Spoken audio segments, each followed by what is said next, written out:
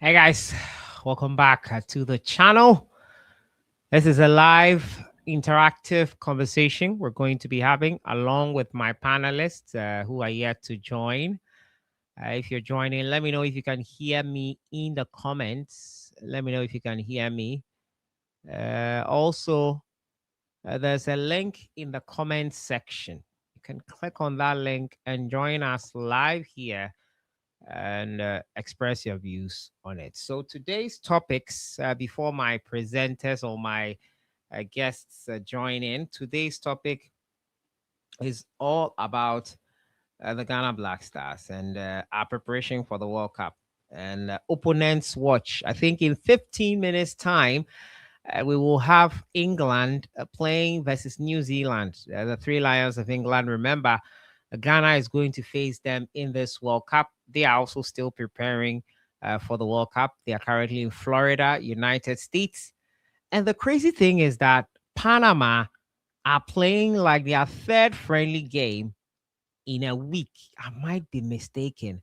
Mike Michael Jackal. I hope I got that pronunciation right. You can join us. The link is in the comment section. You can join us live here. But essentially, our opponents are overworking. England is playing New Zealand today. Um, uh, also, Panama are playing once again today. Let me check the game that they are playing in. I was just happy that today Ghana was able to get a friendly game confirmed versus Honduras. We are not yet prepared. Carlos Queiroz needs a lot of games. I wish we were the Panama here and we were playing a lot of friendly games. If you're joining us, let me know you can hear me clearly. Let me know if you can hear me clearly. Um, uh, yeah, I think everything seems okay from my end. But you are the viewers. Let me know if you can hear me clearly. Like the video, share it as well, and let others join the conversation. So, as I was saying, the Ghana Black Stars. There you go. All right, it's clear. Thank you so much for the feedback, Justice uh, Odro.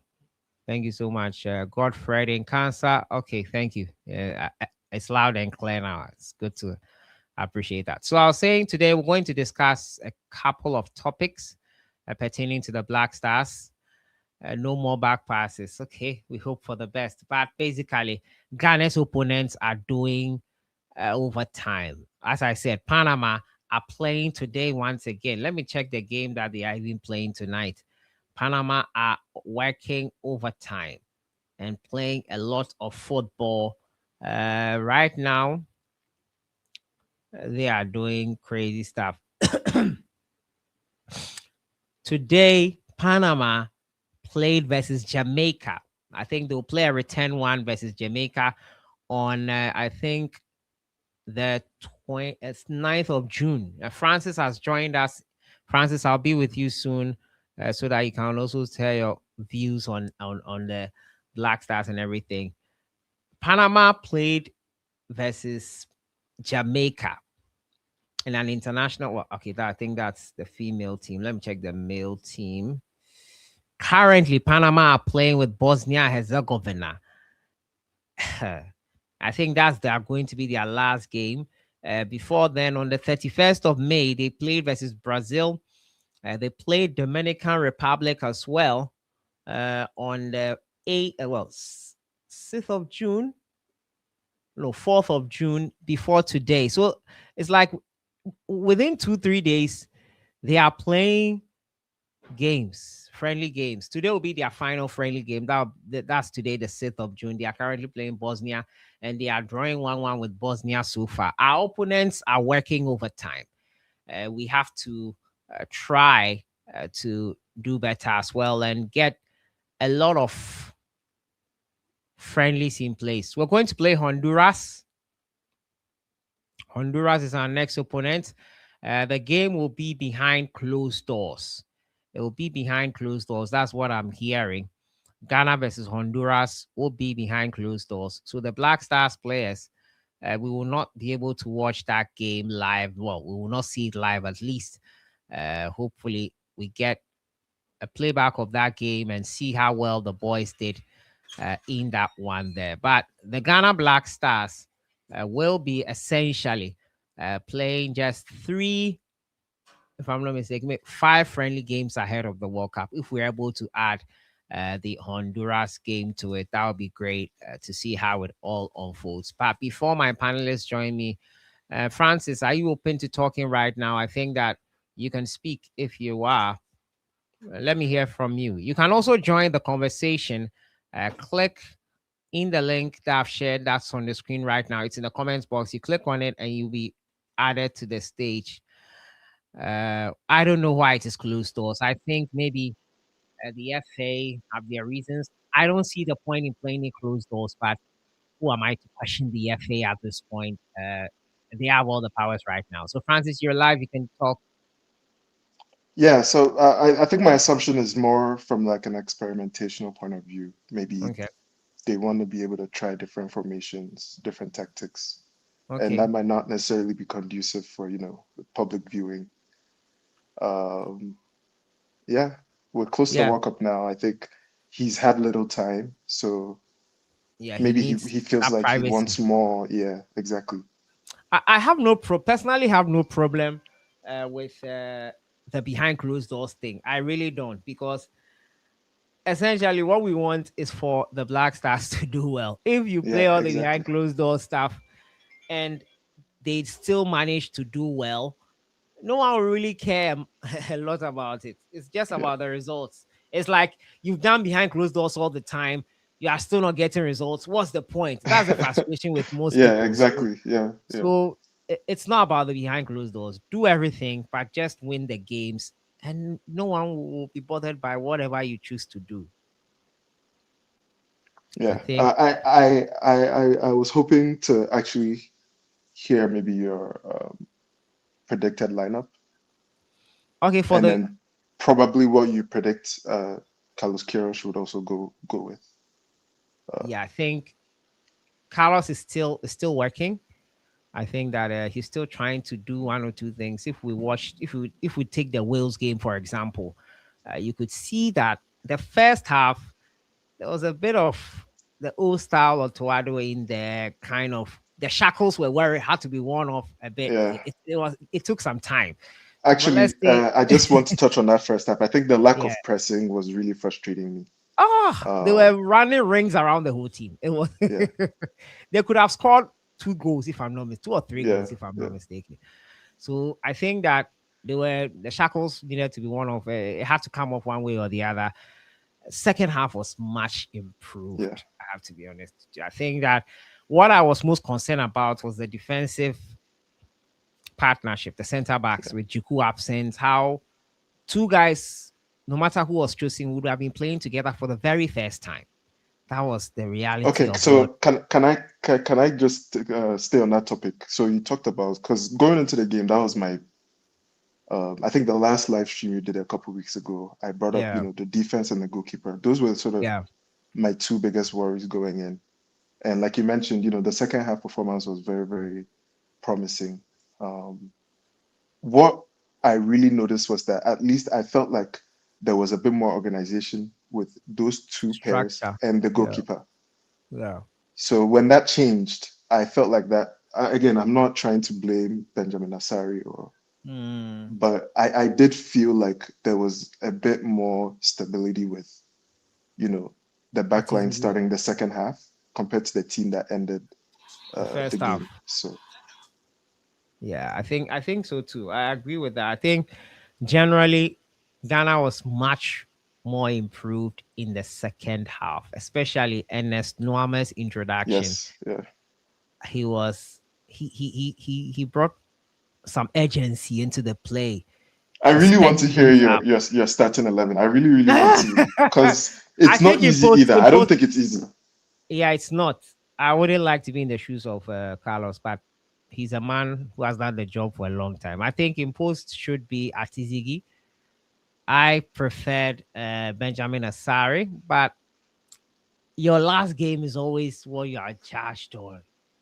Your last game is what you are going to be judged on most of the time. And maybe Asare did not do well. It wasn't just about the goalkeeping, it was about the Yeah, distribution of the balls, claiming, yeah, distribution, everything. distributions, passing, and all that. It was a lot of things that on the day Atisigi did better.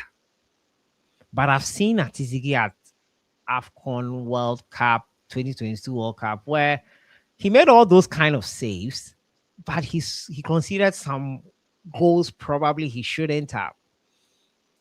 Atisigi is a very good goalkeeper, but Yeah, I hope that this is the time where it clicks for him and the Black Stars. So in post, I'll go with Atisigi. Marvin Senaya at right back, no doubt about it. He no doubt cemented about that that. Yeah, place. Yeah, I think that Jonas Ajeti and Jerome Opoku as well were very solid in central defense. They even surprised me. It was like they had been playing together for likewise. a Yeah, long time. You wouldn't have known that that was their first time together, playing together. You wouldn't have known. You could have been fooled into thinking that these guys have been playing together for a while. At left back, I'll still go with Gideon Mensah. The options are limited.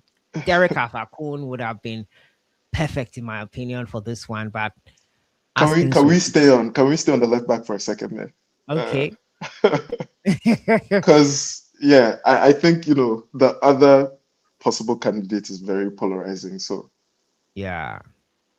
So I I think do that I do think Baba Rahman does gives us more offensively. I do think so. But again, as a yeah, but defender, we saw Papa for a what's your couple of priority? minutes. Yeah, Yeah, a couple of minutes and hold on. A couple of minutes. And we saw that it wasn't we all saw what happened with that tackle. He was fresh from the bench. You would have thought that more energy and verve yeah, from him to run after that ball, to not allow the player to go freely like that yeah. I think as that's he a did. poignant point. Not Yeah. just being beat, but more so his reaction after he was beat. After, yeah. Yes, So it was all about trying to show some energy. Okay, Odate and Limjo, I see you guys. We'll start a conversation pretty soon. But I think left back, we have only two options. We have only two options. And for now, Gideon Mensah will be in left back for me. yeah. Midfield, I was disappointed with Thomas Partey. I was a bit disappointed in his performance. If it was not a friendly game, he could have probably seen red and would be Set 10 red. men. Yeah. Yeah, would be 10 men playing against such opponents in a World Cup with Did you 10 did men. you think he looked a bit sluggish, or maybe players Yeah, are yeah, yeah. just It's game trying time. You to see, we like to avoid? downplay things a bit. It's game Yeah, time. He hasn't been getting game time at club level. It was pretty obvious he has not been playing regularly. So it showed. He was lacking fitness. He was someone who was tackling the ball, and we know Partey to be a bit more of a progressor of the ball. So yeah. for the World Cup, if Partey will have to play, there's no way we are bringing Partey But off because I think we also need to again, only the coach would know, but I think we also need to do what's best for the team. Again, I'm not saying that involves him being benched. Just if we feel like he may not be well, ready at the least thing to is that start the first game. we don't have anyone who can progress the ball like Partey would. We don't, unless we are using a different system. We need someone in midfield who will be able to find that pass. It's not going to be If we are going simple. to be on a It's not counter, going yeah, to be okay, Elisha. that's a Yeah, good point. Yeah, it's not going to be Elisha because they haven't shown me that they can do that. So we have to find someone who can do that. Partey is the guy who can do that. He needs to be brought up to speed to the level of the game. And I think that with that, we can do also. Partey, for me, Chi, and then Kwesi Sibo or Elisha, one of them. So three. Then I would go with front line. Jordan will not be left out, despite my reservations and misgivings about how he plays sometimes. I think Jordan Semenyo and then Ernest Nuama. I think he's ready to start a game. Yeah, Ernest Nuama. So that will be my starting okay, 11 thank for you. that Yeah, Panama game. Sure. Lem, welcome. You are coming on live. I'm bringing you on. Udati, if you can turn on your camera for me, I would appreciate that. Lem, welcome. Francis, I'm Charlie, taking you off thank now. You can come back later. All right. Or that if you are ready, let me know so that I add you to the conversation. So Lim, first, let's start from the top. Well, let's start from the bottom. That was the Wales game. Let me start from there before we look at the squad that was Yeah. scored up. What did you think of the Wales game? I think it was a very good test for us, Well, that's I'm adding you now. and All right, that's fine. All right. eh, So, Lem, what did you think first of of the all, it Wales was a game? very good game. Yeah. It was a very good game. I think it was a good test for us, and then a very good test for our coach Carlos, because I mean Yeah. this was his first game with the team proper, Yeah. and I mean if from a Ghanaian perspective you look at how we played and you compare it to the times of how we played under Otto, you could tell there was a little difference in terms of the way the boys would react to certain things, the way the shape of the team was in general as well. So, um, I mean, overall good game. Should I say is a more positive result than what we've encountered in the last previous friendly games, the last five previous friendly games that we've had. So, in general, it was a good game. It gave us a sense of the way the players will play, how the And the coach is looking to put the team, yeah, together. how the coach is looking to put his team together. It's just a shame that I don't think there'll be any other friendly match before the start of the World Cup. One was confirmed, So I it think, doesn't. a couple of hours ago. Oh, Honduras. Honduras has been Yeah. confirmed. Yeah, but it will be Okay, behind closed. It will be behind closed doors. okay. As long as there's still another There's a game yeah. before the yeah before, so then And at least it gives the coach a different thinking. Maybe he can try something different, and then we'll be able to see. In the previous game, we didn't see Semenyo play, so we didn't even get to see how he'll be able to gel with some other players around him. I don't think um um Thomas Bernard Asante has also had enough game as a striker and whatnot. I don't think the coach has also had to experiment a game without Thomas Partey and Jordan. Those are like the leaders of the team as well. So another game will give him a chance to experiment something different, or probably if he's seeing that something is working, he may try it again to actually be sure that okay, it works this way, so that he has to keep it or he's maintaining that. So mm, yes, if we are getting another game, then I believe that is good for us. That is good for the preparation towards the World Cup. Yeah, the World Cup is what, Thursday. So I mean, yeah, it's starting very on Thursday. So yeah, we need to be fit. Also, we need to very most importantly be be very fit and then avoid any injury in the next game before the the World the Cup. World Cup starts. Yeah. Yeah. Odate, let me get your thoughts. If you watched the Wales game, what did you think about it? Okay, thank you very much, and good evening to all your viewers and also listeners. For me, I think the Black Stars, for the first time, I saw a massive improvement. I think the game was a very good test. Wales, I remember in my previous submission, I was like, we playing against Wales was not a good test for the Black Stars, and we needed a formidable, opponent. But it Mm, turned out that Wales really played as if it was a World Cup qualification match, and they really gave, the Black Stars a test. Um, Looking at how they played, I realized that Coach Carlos Queiroz really knows what he's about and knows what's at stake. And I yeah. could see the players also they actually improved. Looking at our games against Mexico and also other matches that we played prior to this particular game. Um, I would like to believe that the players are ready for the World Cup and they know what is really at stake and what Ghanaians are expecting from them. So for me, I think we really improved over our last 5 matches that we've played. I think this particular game, the Black Stars really played very, very well. Even though there are some players didn't really live up to expectation, but overall the performance was quite better than previously.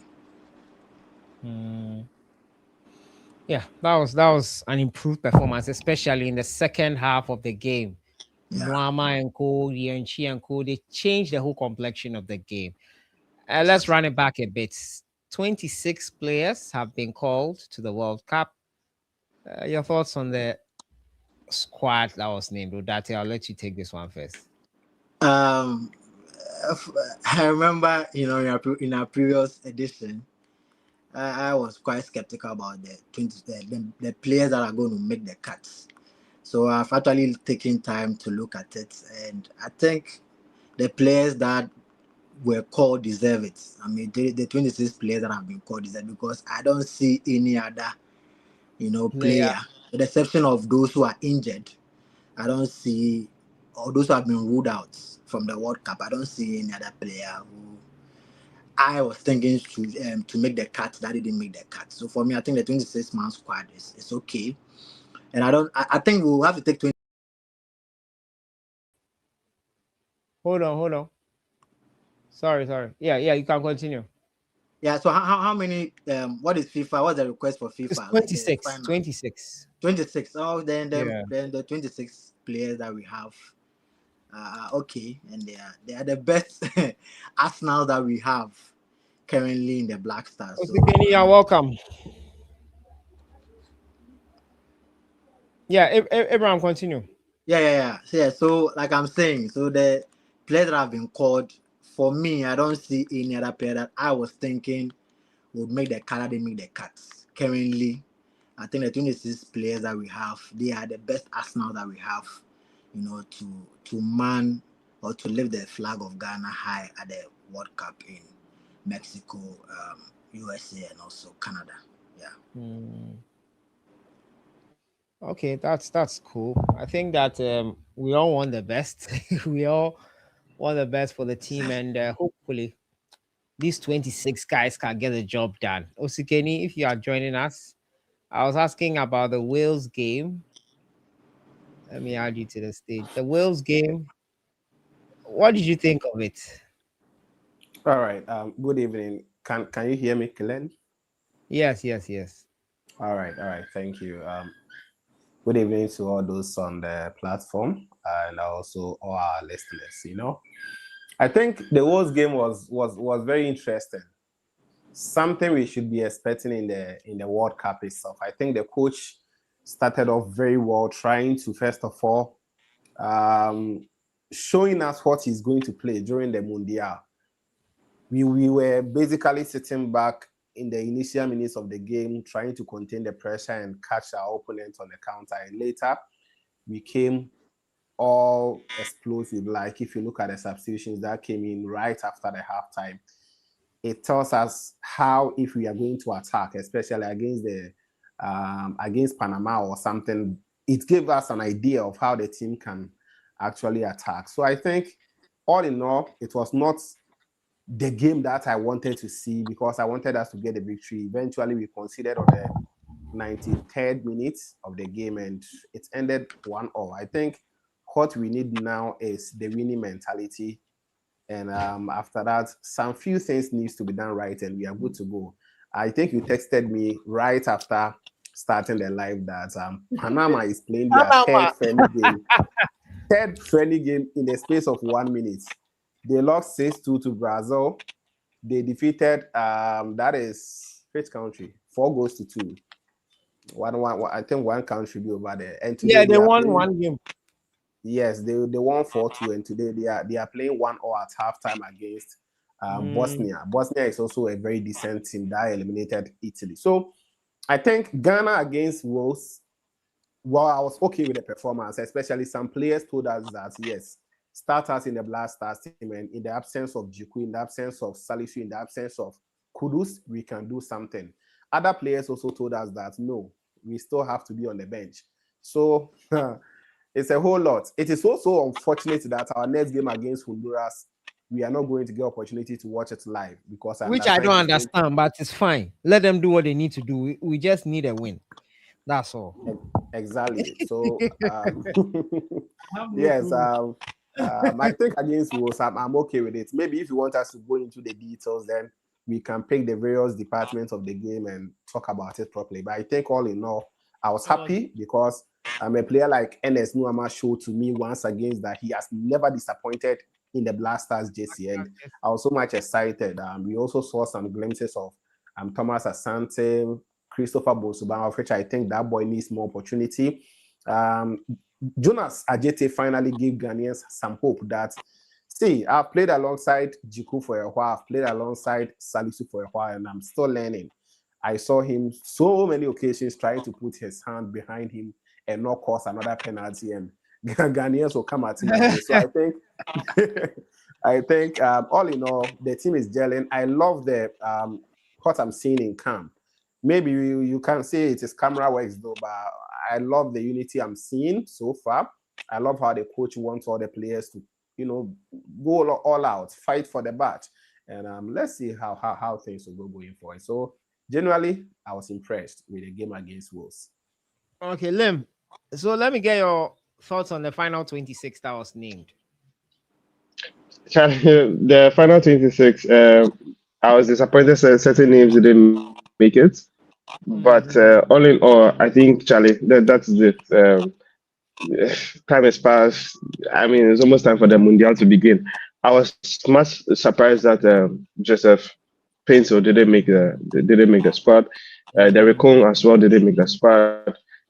So those were like the two huge surprise for me. I also thought Majid Ashimero would make the squad, especially after his showing against Mexico, because I mean he's one of the ball progressors or the best ball progressors that we have in the team. So you would expect that the coach, for a coach that likes to play defensive, you would expect that in terms of having to run out of defense with the ball, you would need a player like Majid Ashimeru in the squad, but he didn't make it. So, I mean, that was unfortunate. So, I think those are the three big names. And also, unfortunately for us, Jiku got injured. I mean, certain players, we know that it's just because of injury. That's why they're not there, like Kudus and Jiku. So for them, it was a real disappointment for them to miss out. But yeah, that we know the real reason behind it. But for somebody like Joseph Painso, it's still very bizarre. Somebody that has had a very good season in the MLS. So you think that at least for his experience, and usually I think his last times that he's played even with the Black Stars, he's been good. He's been very decent. So why does he not get called up? Like those are questions that keep coming up a lot of the times, and you keep wondering why. Unless maybe you have some back info, then you're like, okay, maybe because he has some rest of the GFA or something like that. But anyways, real disappointment he was not included in the squad. And there's no more was a surprise because I mean somebody he just recovered from an ACL injury. You would think that he was not really ready for it, but also the game against Wales showed that he is more than prepared and ready to be part of this team and wants to give his all to the team. So I'm excited. I'm excited that he's in there. Like in terms, if you know the player, you know that in terms of talent, he's not short of talent. He's a very good player. But the shock was because he just recovered from an ACL injury, and that injury takes a while before you are sharp again. But I mean, kudos to him for showing us something during the friendly game. So yeah, I think for all the names, those are the three big names. Like Pencil, Majid Ashimeru, and then Derek Kung. Those names that didn't make it were more of a surprise for me. And then the surprise, oh yeah, how can I forget Babarama? Babarama was like the biggest surprise. There's a bigger surprise, the biggest inclusion in there. But also just two options as left back, unless maybe Alidu Seidu would also probably deputize as a left back or like I mean I think he's already in the team as a right back, but he can also do a job at the left back. I think defensively in terms of the fullback, he apart from Senaya's showing during the Wolves game that he gave like a very solid defensive game. I think Alidu Seidu may be able to do something solid in terms of like defensively, maybe on the left or on the right as well. The game against Wales showed that Gideon Mensah, although yeah, we talk about him as probably he's our best left back at the moment, it showed a lot of things in terms of defense, the defensive side of his game, as to how he will probably cope. Or, I mean, he struggled against Dan James, and Dan James is a very pacey guy. But he struggled all night against the guy. So I was like, oh, if this is what is going to be happening, Charlie, then Yeah, it's really yeah, we are going to be in for a really, really long night. So maybe if let's say another situation comes up like that against any of the teams you're going to play, let's say Panama or England, then maybe I'll trust Ali Dusedu to probably do a job on the left hand side, because in terms of defense, is much more solid defensively. But Gideon Mensah gives us the best balance in our fullbacks. He gives us the best balance. He's okay going forward. He's okay defensively. If we are talking about attack, yes, Baba Rahman does attack better than the options. But also defensively, yeah, that's where there's a bit of questions. Yeah, there's question to his game defensively. But yeah, I believe Gideon Mensah was going to be a starting left back at the games. May Baba Rahman may also have a say in that. Probably what transpires during the training and what the coach wants to see may tell either Baba Rahman gets a nod over Gideon Mensah. But yeah, like I mentioned, Derek Cole not making it to the World Cup was a real surprise. Joseph Painsil as well, and then Majid Ashmero. Okay, that's quite in depth. I think that all in all, there's never going to be a squad where everyone will be 100% happy. But in general, we have to be able to agree on someone not being in there and someone being in there. But I think after the very first friendly, after the squad was named, that was against Wales, I think that we've seen that there is a shift in terms of how the boys are playing. The first half, as I was saying earlier, the first half we could still see some signs of Uto, the Utuado ball and all those things. There were shackles. The shackles had to be shaken off. And it's always going to take some time. So you could see that the first 15 or 20 minutes, that's a Dan James was terrorizing. Dan James was terrorizing the defense, and they were doing a lot of things.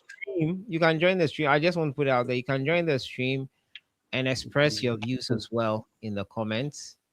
But the link is you are not being fair. You are not being fair to Otuado. But was he fair to Ghanaians? Was he fair to us? He said we don't have a this thing. Now Senayat in a bench. No wait. He now calls Senaya and then play Calabrinchi there and says we don't have a right back.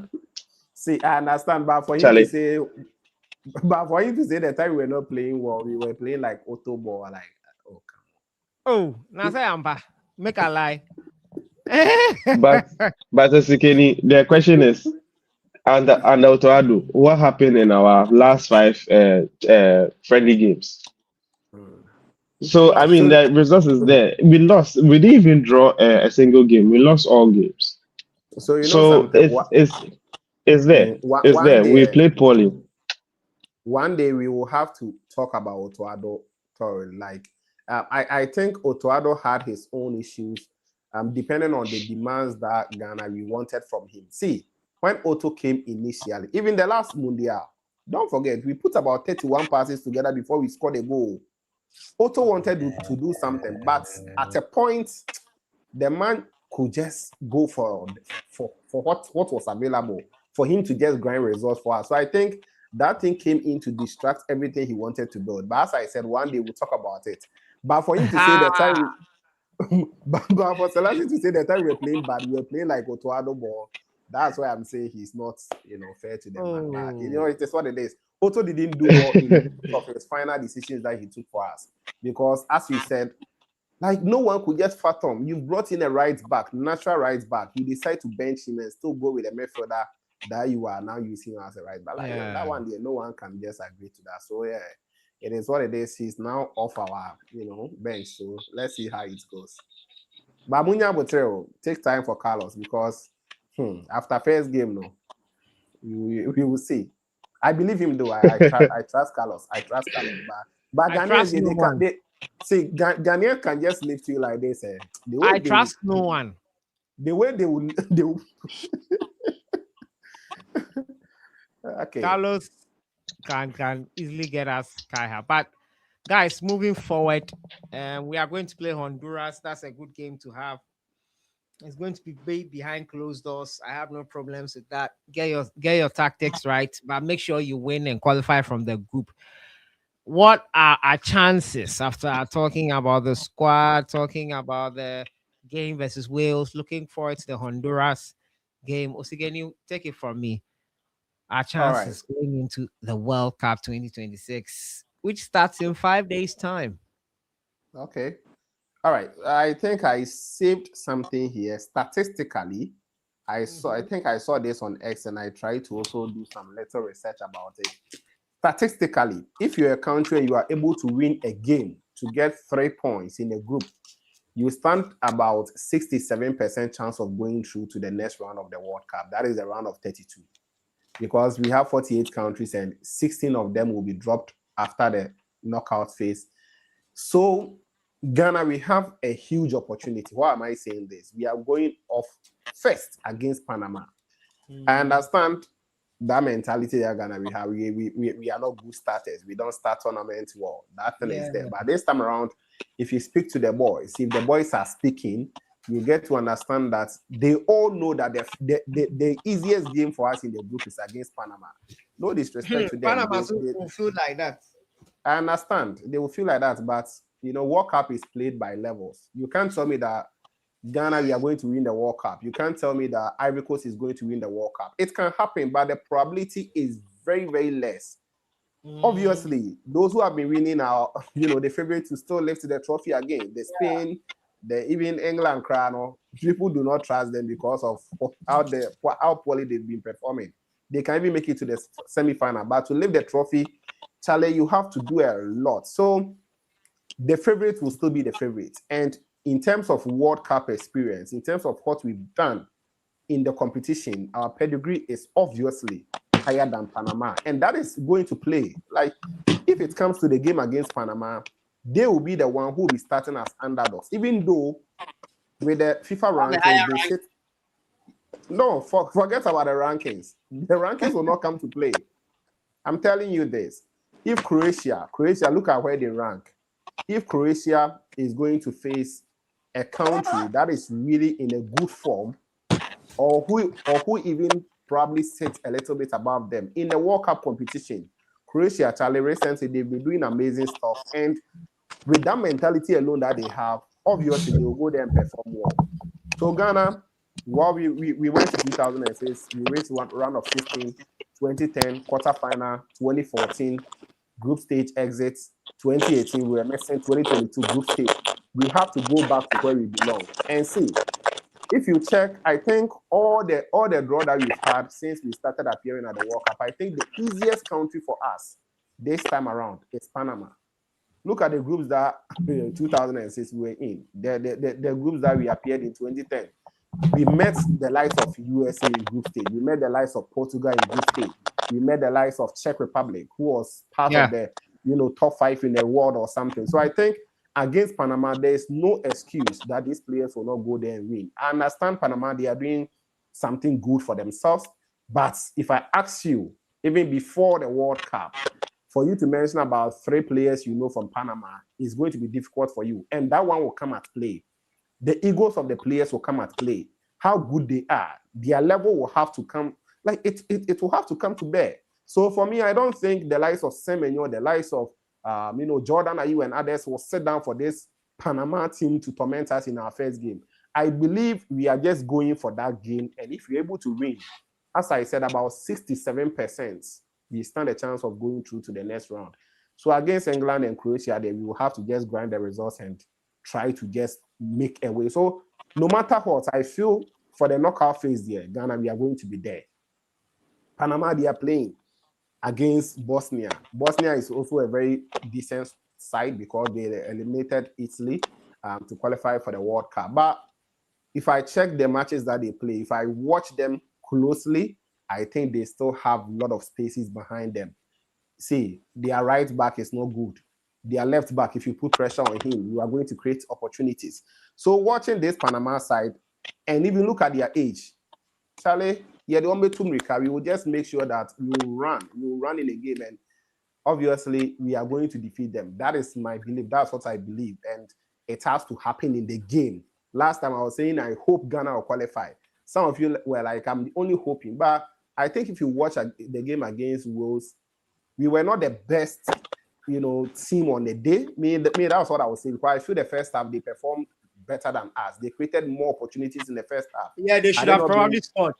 Exactly. Had it not been Atizigi's, massive saves, that world-class saves that he actually pulled, we would have been down. And second half, we took him very well. We played about 20, 25 minutes well, and we also sat back a little bit going to the, last minute of the game, and eventually they got that goal. And I think that goal, we all know how it came by. So if we're able to fix all these petty mistakes in the game, I think parading our best starting 11, we can go there and perform.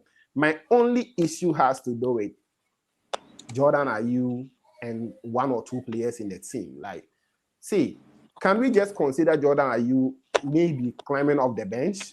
He is the captain for the side, though, so it will not really augur well for the coach to make such a decision. But if you look at the performances of some players, I think at a point, Ghanaians will start calling Jordan Ayew, start calling the coach to start Ayew from the bench.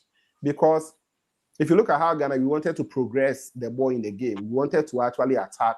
Sometimes you will just be trying to catch the team on the counter, and Jordan will have to turn, dribble, take the ball back to the defenders, and you are attacking.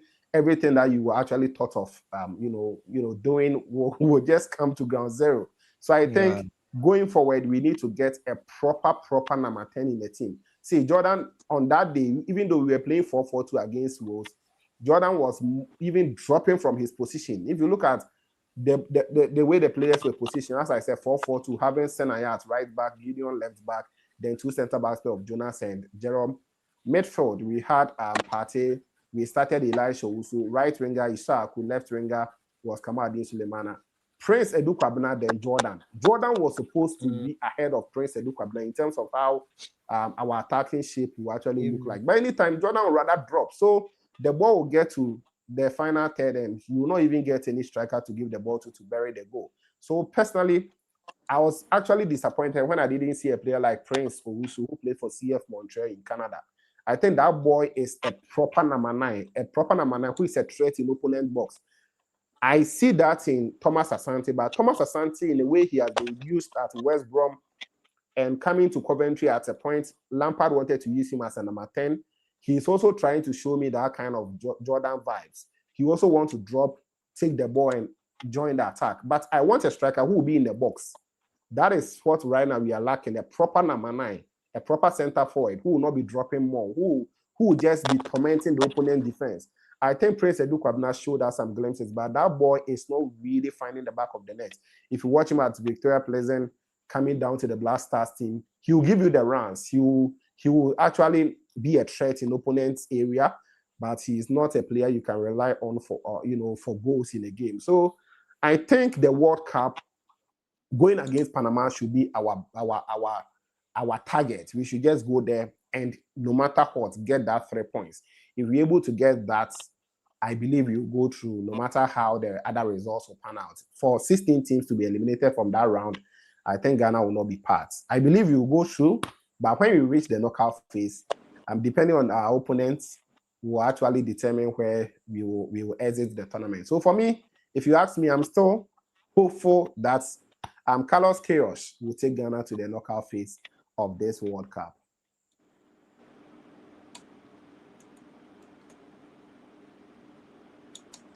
So last year, are you around? Mr. Hopeful. Oh, no. It is not only about, you see. If I say I'm hopeful, it is because of what I've seen, I've seen in the team. You get it. I think you and I agree that the game before before the game against Wolves, you were more skeptical about the team, but after watching the game against Wolves, you are getting some kind of belief that okay, NS Noma can do. Okay, this boy can do something. Like the only exactly. Carlos Queiroz has limited time to actually have a full control of this team. Like had he come through like early of this year, maybe he could have done marvelous with this team. But Yeah, that's true. Guys, I'm here. So that was the unfortunate thing. That's the unfortunate thing about the whole Carlos Queiroz thing, the timing of his arrival and all that. I mean, that's the unfortunate bit.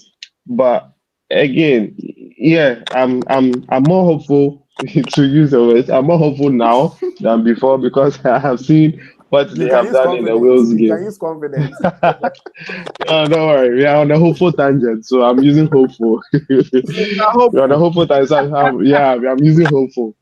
We are all hopeful, but yeah, again, like the showing against Wales was a more positive one than the previous ones. So I mean, building on that, and then also knowing how Ghana has shown up at the World Cup in previous times. I mean, forget 2014, but okay, 2022 was also not so good.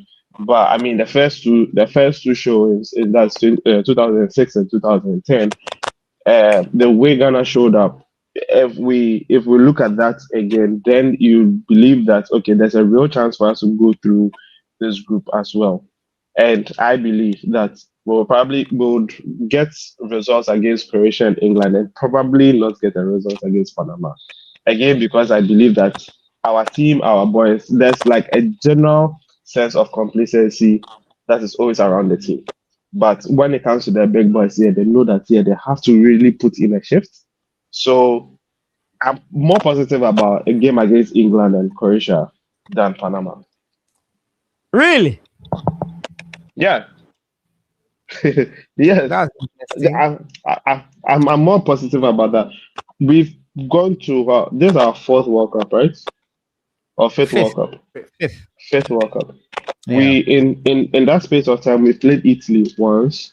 We've played Italy at the time was 11th world ranking and eventual winners of that World Cup.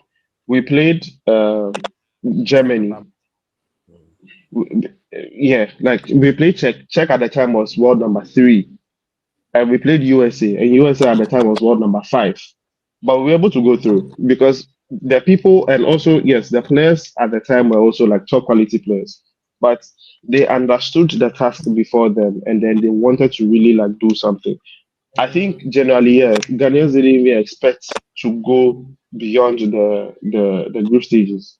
But then, yeah, we went through West Brazil, like we just know that okay, Brazil is Brazil. So a lot of our players were starstruck because they were seeing Ronaldinho and Ronaldo and Adriano, all those players for the first time.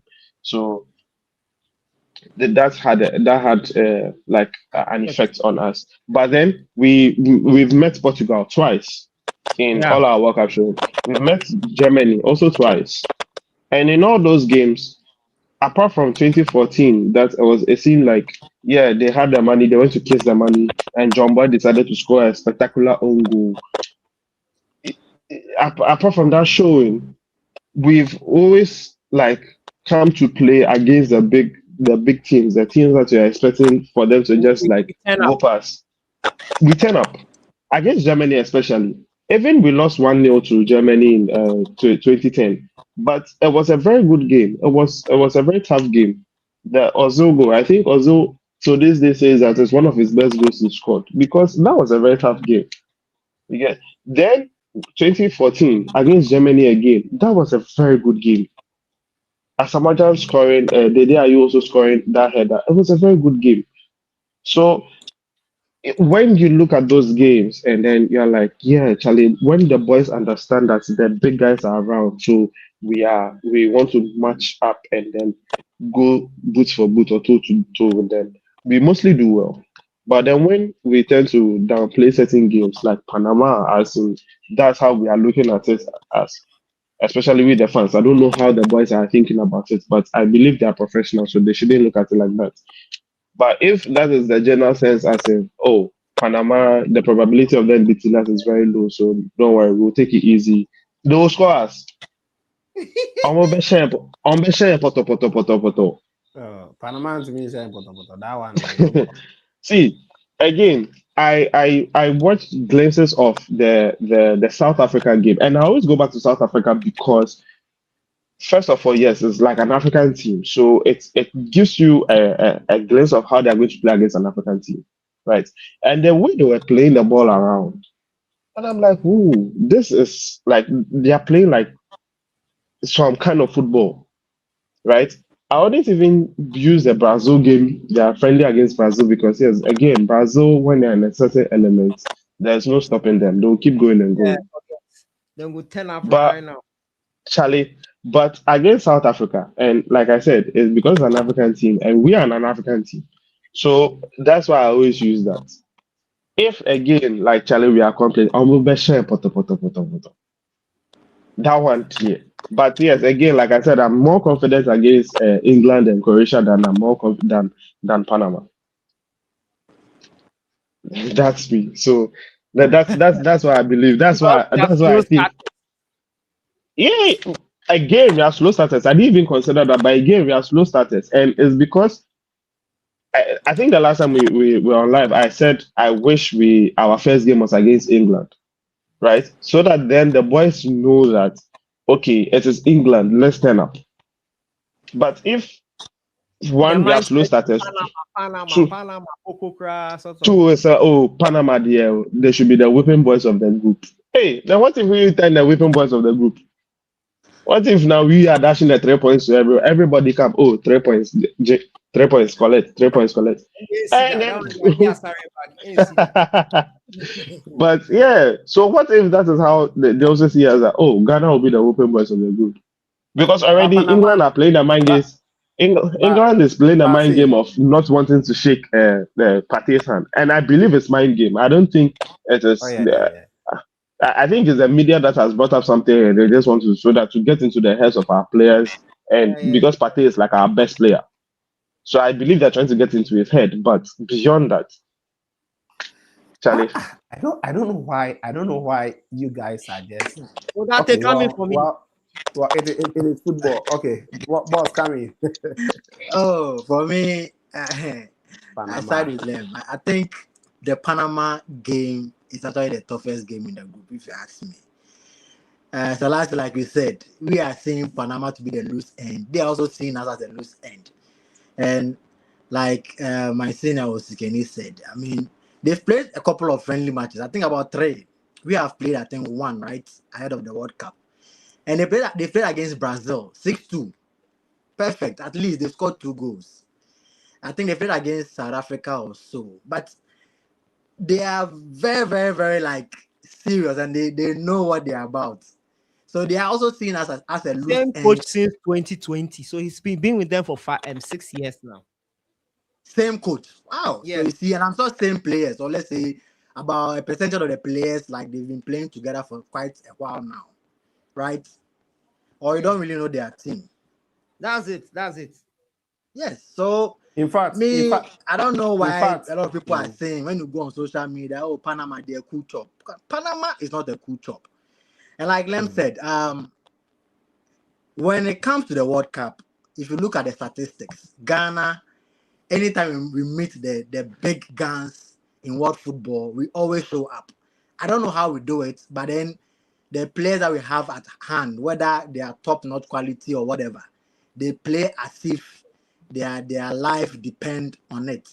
So for me, the England game and then the Croatia game, I'm not really looking at. My focus is on the Panama. If we're able to win against Panama, then like Osikeni said, we have that 60-something% chance of qualifying. But if we don't go all out against the Panama game and we see, oh, Panama, they're cool chop, and we are complacent on that particular day, we should forget about qualifying. So I think the psychologists in the team need to psych the players and let them know that Charlie, this is a do or die match. If we want to really progress from this particular group, the Panama game is a must-win game.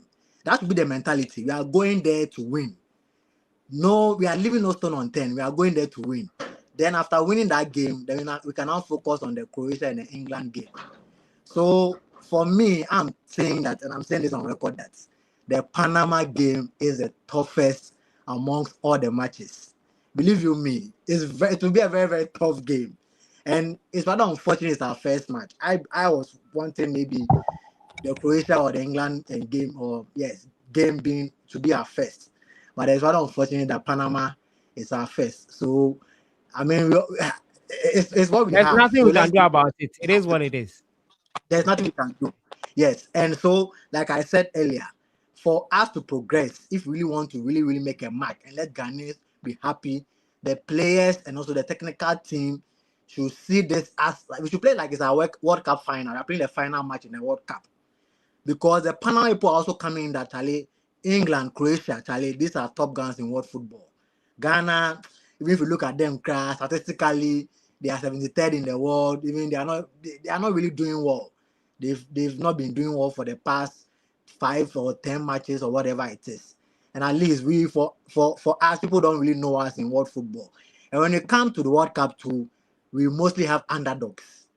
Teams that you don't expect them to actually play to the tax, they end up, defeating certain known teams or known nations in world football. Look at what Saudi Arabia did to Argentina. So Panama, for me, I've said this, I always fear them. I've not really seen them play, but per the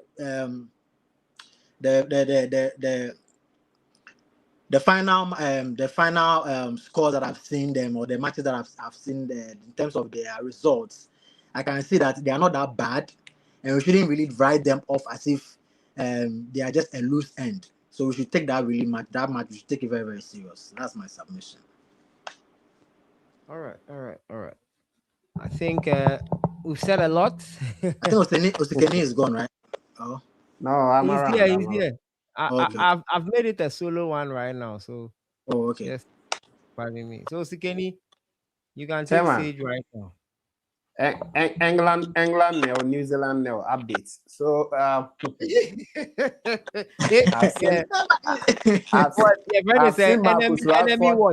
enemy watch. I've seen Marcus Rashford and Harry Kane firing from all angles. Like they just want to score, but New Zealand is also being stubborn.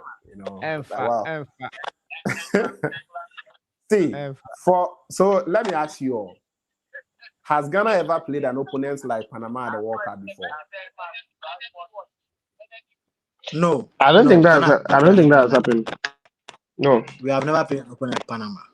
See, anytime Ghana goes to the World Cup, we have a target. We have a team that we feel like, this team, we are going to defeat them. And see, it happens.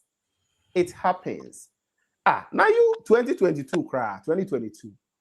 We see, looking at our group, Uruguay, South Korea, then that's I think one country. Portugal. They renewed that Ronaldo Modier on Meshaye. They did. Against South Korea, Ghanaians, we believe that this game we had to win, and we won. Yeah. So I understand the last 10 minutes there, so we were all sitting on 10 tackles and a whole lot, but eventually we won. We got our 3 points. No matter how we got it, we got it. So for me, I'm so much optimistic that the game against Panama. Now the CONCACAF teams, most of them are not good like that. We are rather hyping them. We are rather making them look so good. But I believe that on that day, the boys will show up. The teams that have been playing, this Panama team has been playing against Dominican Republic, Curacao, Suriname. Some of them they are drawing. Charlie, so if we lose against Panama, what will you do? If we should lose against Panama, what will be your reaction? If we should lose against Panama, I'm going to be in shock. No, seriously, I'm going to be in shock because I don't see Ghana losing against Panama. I don't even see us drawing against Panama, to be honest with you. Because if you look at all the departments from their goalkeeping, they have issue right there. The game they won 4-2 against Bosnia. No, not Bosnia. They won Dominican Republic. Go and watch the goals. That day, Master, I had to watch the game from 2 a.m.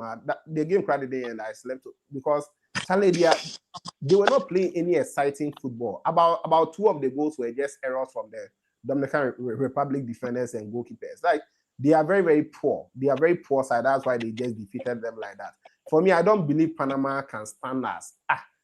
Charlie, well, I understand on the ball, they try to do something. They try to, create some opportunities and all. But even if you look at their age, they are the team that is coming into this World Cup with the highest age, averagely. Like, they are old. Winning 30 plus. So imagine we put these young boys on the flanks, Charlie. We are going to worry them. If you watch the game against Brazil, that's why Vinicius we Junior have to use our speed to advantage. Yes, Vinicius Junior, Rafinha, the boys, they were just running at them. And Charlie, no money me across a cry. So for me, I believe, well, Ghana, we don't have the solid team. I think this is, if not, I think this is the weakest team we are taking to the World Cup since we started qualifying, because you can see a whole lot of issues in the team. But the Ghana that we know, we will turn up when that stage is there. Like on the big stage, we will obviously turn up. And me, I'm just expecting that to happen against Panama. See, this World Cup is going to be one of the World Cups that Ghana we are just going to qualify with ease, because right after winning against Panama, the whole pressure will come down on the team. So for me, I believe we started building something. Sure, we needed this change. Since Carlos took over, you can actually, feel that air, that fresh air that's actually blowing around the team. And I just want them to go all out like that. Let's see how it will go. Maybe with the inclusion of some few players doesn't really give some of us some hope like that. But it is what it is. The squad has already been announced, and we just have less than 5 days for the World Cup to start. So we should just support the team and make sure for the materials that we have, we can get the best out of them. And for me, after 17th of June, all of you will come back and say that, yeah, you said it. Panama, Charlie, you know what happened? You know what happened? Ghanaians will be at the stadium. See, Ghanaians will be at the stadium. Toronto.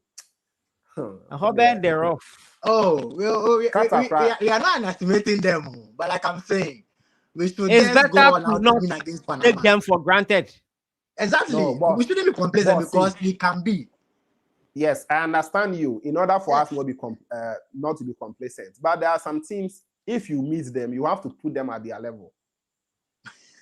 You see, that was the issue I was having with it. Once again, you know that the World Cup, when it starts, a different ball game altogether.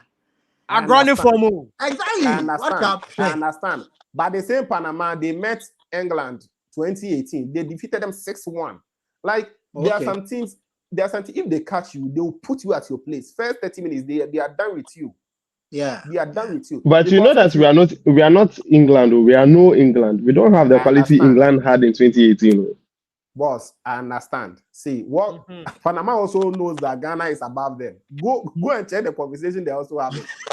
but also they'll look at the continent and see that what's the name? Comoros was able to beat Ghana. Ghana have become open boys of the continent. So don't look at it like that. Don't look at it like that. So they'll look at it like that and be like, okay, well, then maybe we have a real chance against Ghana. Maybe we can't beat Croatia, we can't beat England, but Ghana we can beat them. So let's go all out on Ghana. Well, that may be their mentality as well. I think, was it in 2010 that before we actually went to the World Cup, we lost some important friendly matches, be like easy matches, be like that? Or is it 2006 or 2010? 2010, right? 2010. Yeah. But when the tournament began, we all saw the boys. Yeah. See, so for me, this is how I rate friendly games. Friendly games are not about results for me. Maybe in terms of results, it does something to the confidence of the whole team in general. But for me, as a spectator, friendly games are not about the results. It's more about the performance and then the way things were able to be together. So when people are, when we are losing games or we are, all those things are happening, it's not my concern. Like, as in the results, maybe we lost. If it was a heavy defeat, then it becomes concerning because it's like, then how bad were you? But if it's like a 1-0, 2-0 defeat, it's fine. You understand? it's more about performance because it's an experimentation of how a coach wants to play. He's experimenting in different scenarios in it. So that is the whole purpose for a friendly game. You get it. England won. But England won. England score. Continue. Well, Yeah. so so I mean beyond a friendly game, but when the game itself starts, when the kickoff, yes, I know that the boys within them, they're like, yeah, let's do this. I'm just saying, we have that way of being complacent, and right now we are also bad in first games. So that combination becomes very terrible for us. I get you. But actually, make we not overrate Overthink them. Panama. Like, Kenny is right to some level. no, because like look at country the that standards. Bolivia, it is struggling before it will beat Bolivia. Nicaragua, the fish palm. Trinidad and Tobago. The last time Ghana we met TNT, even that one was our depleted side of Unity Cup. We gave them 4. Ozigeni, some people in the comments are telling you that the field will decide. So yeah, so that day should come. See, well, I'm talking much because I know what the Black Stars players can do on the big stage. Like Panama will not beat us. That's what I believe. So that day will come. We just have barely. Is it how many days left? Today is 6, right? So yeah. So 6 there. We just have about 11 days. More. About 11 days, right? It will come very soon. It will come. You all will see how we will show Panama. Like the way they rate them, me I know they rate them like that because I've watched their games and they are not exceptional team. Like even though they can have a very good teamwork, but that teamwork will give them solidity at the back line. If you put the young boys on them, put pressure on the team, they will make mistakes, they will make errors. We will capitalize on that. That's what I believe. So you make that day come, then we see how things go pan out. So if you watch how many goals we score them? Because we need goals as well. So how many goals do you think we can score Panama? Oh, we will not score them many. Like I think yeah, like 3. Like 2 or 3, yeah. Me, I'm expecting that, but not too much like that. Yeah, 3. We are not wicked people like that. So I'm going to ask each of you your starting 11, but before then, let me read through some comments here. Rose Key says that our left back there, unless Alidu takes over from Gideon Mensah, because Alidu is a good runner. He just need advice to avoid back passes. Alidu at left back. What do you guys think about that? Sorry. See, even Alidu at right back, it no go work. So left back, make we not try. If you just want to sit back and defend, Alidu is the man to go for. But if you want a right back who can join the attack, create opportunities for you, like what we saw from Marvin Senaya in the last game, he was giving us that kind of Tariq Lamptey vibes, and was even adding more to it because Tariq Lamptey is also very good offensively, but defensive, he was also a suspect. So if you are putting Alidu at the left back, it is the same thing. Even right back, he's not giving you that kind of fluidity going forward. So what about left back? Alidu and Kasame, I even profile him more like a center back, a right center back kind of. If you watch him at in a 3-back system.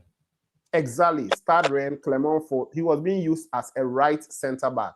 Or if you are going with a 3-back, you put him on the right side and he's going to give you splendid performance because Alidu cannot run the lines like that. It'd be like 90 meters, right?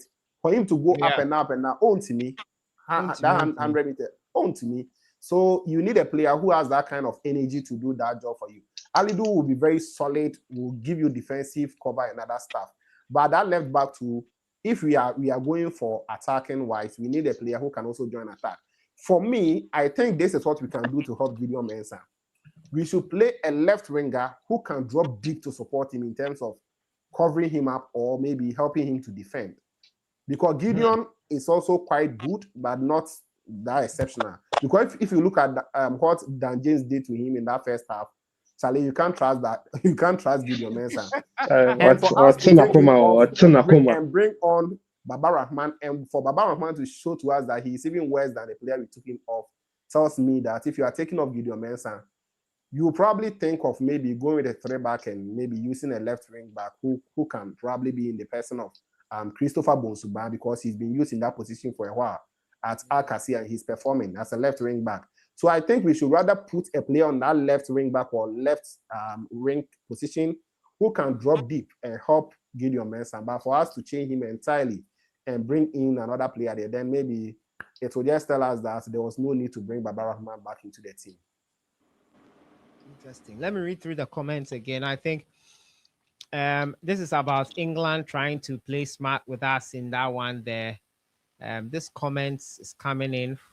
Hold on. Let me read this one. It says, England are trying to use the media as a 12-man on the pitch to party handshake saga. Let's not dance to their rhythm. They have already lost that game. And lost, but our first game is not against England. Okay, I think this one is 10 and 9 will be Augustin Boache and Semenyo, respectively. Interesting. Wow. Augustin Boache as a number 10. If I'm selecting my midfielders and forwards 4-2-3-1, the pivots, in my opinion, will be Partey and Yerichi. My left winger will be Nyaki, and my right will be Semenyo. We should be careful with Panama. For me, I think from the defensive midfield, the forwards, we need all of them to be good, fast in their runs for smooth transition. Some of the comments coming in there, I'll read more later on. But I'll start with you, Lim. Give me your starting 11 for that Panama game. So, first of all, I think we all saw how Zigili was able to claw out the ball, that header from Dan James. And based on that, I don't think based on that alone. But again, Selassie said something. Usually you are judged based on your last game. And I think that is where final judgments actually comes in, and how good you are in your last game. Because that's where say that he was good in training. That is exactly. So I think Atizigi would go in as also he has a World Cup experience. So I think he goes in as a goalkeeper. Marvin Sanaya should. I don't think there should be any contest for right back at this point because we don't really have right backs. Alidu Seidu is there, but unless we are doing a very a defensive job, we are playing a low block.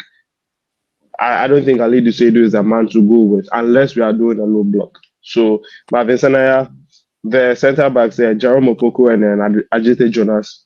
I think they had a good showing against Wales. We struggled earlier, but they were able to get into the game, so that was good.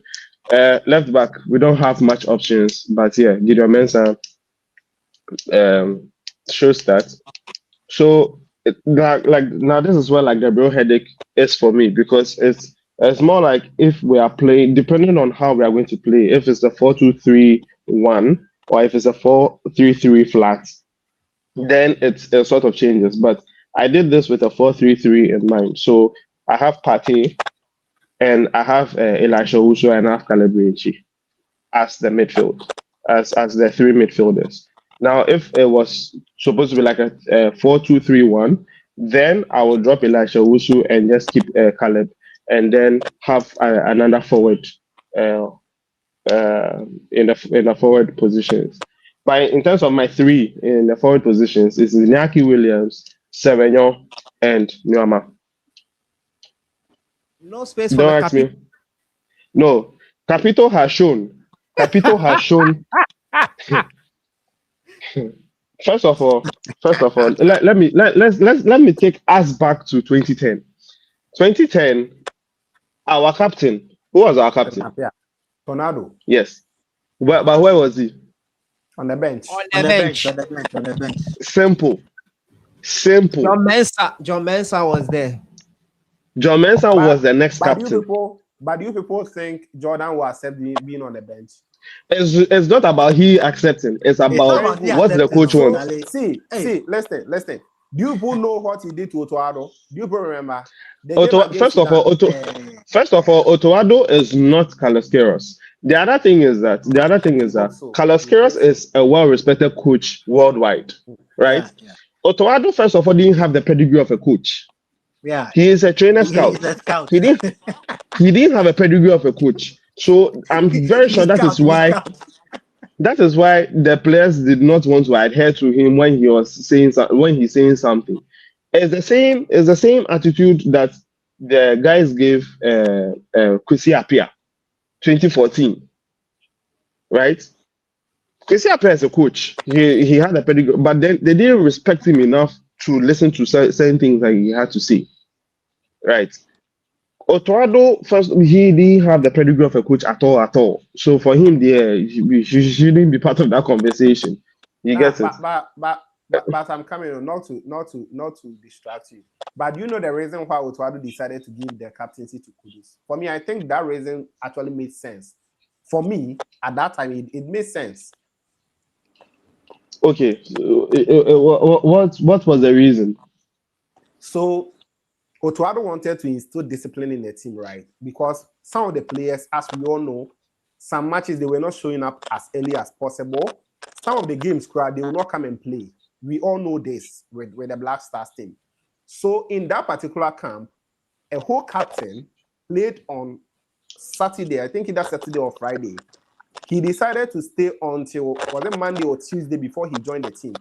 Before he would join, almost all the players had joined camp. So the coach decided that, okay, as a captain, if you stay back for that long time without giving tangible reason, I have to take the captaincy off you.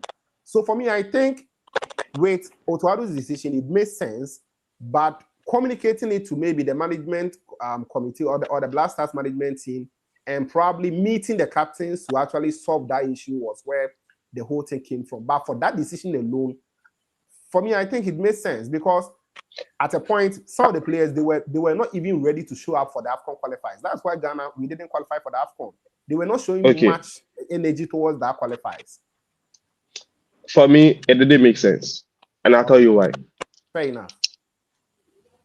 First of all, Kudus is a fantastic player. We all know that. No doubt about his ability, right?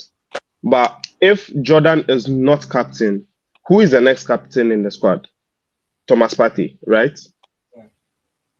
Or I think for the longest time, if it wasn't Thomas Partey, it was Djiku. So how do you bypass those two senior players in the squad and then go to Kudus? Jordan. At that time, I felt like Kudus was being set up because Kudus didn't know anything about being captain. As well. Yeah, Kudus was being set up because first of all, he was given number 10 jersey. He didn't know about it. He was given captaincy. No, I'm coming. Who gave it to him? He chose it. It's not Otoado. No. Who select jersey numbers for players?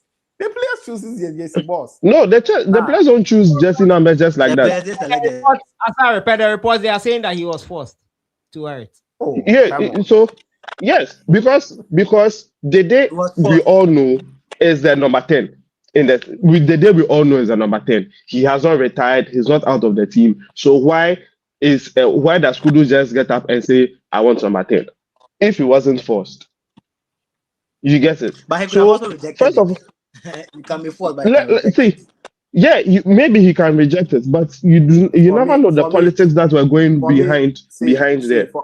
For me, I feel with the pedigree of Kudus, like with the level of these players, you cannot just force a player to wear this jersey number. Exactly. I don't believe that.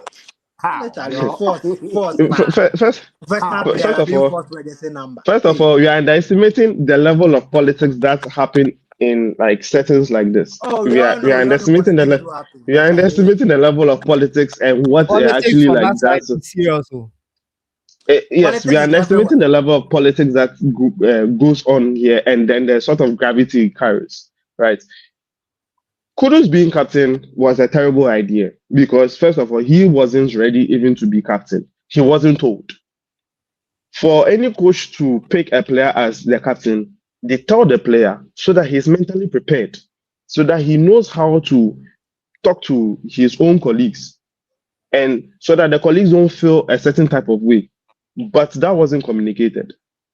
You get it? And then again, I mentioned there was Pate, there was Jiku. Why bypass those two senior players and go to Kudus? So the Kudus being captain was a terrible decision. If you feel like, yeah, your captain was not coming to camp just because of whatever, that is why you have your vice captain. That is why you have the vice captain. You understand? But you bypass all those people and go to Kudus. I think it was a very terrible decision that he made there. So he started losing the dressing room at that point.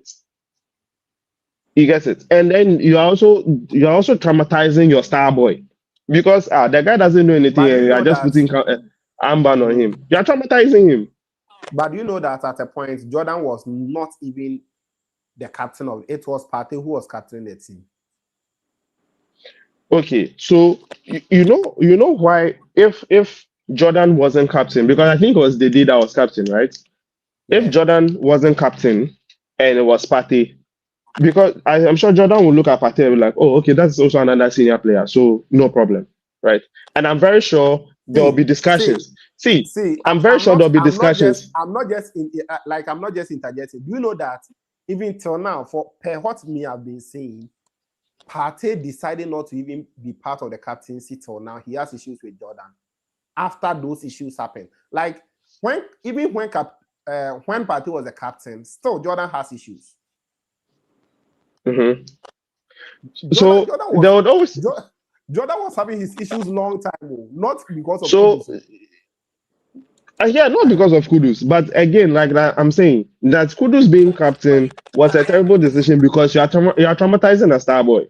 Star boy is sitting somewhere chilling, thinking about how he's going to affect the next game in a positive way, dribble, and not pass people and probably score a spectacular. Maybe that's what he's thinking, right?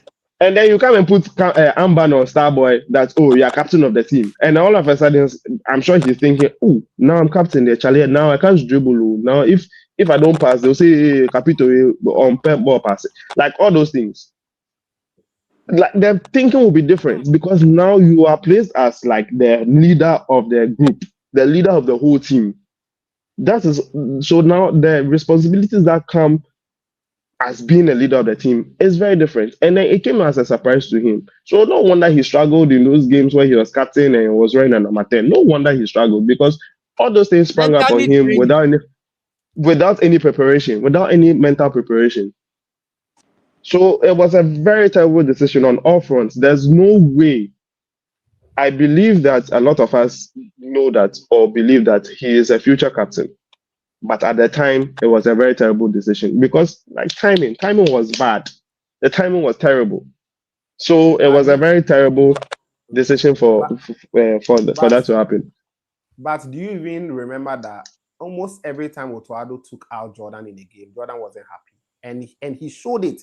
He showed it clearly that he was not happy. Yes, sometimes it showed. Sometimes he can even play like 80 minutes. When Otuado takes him out, he shows it.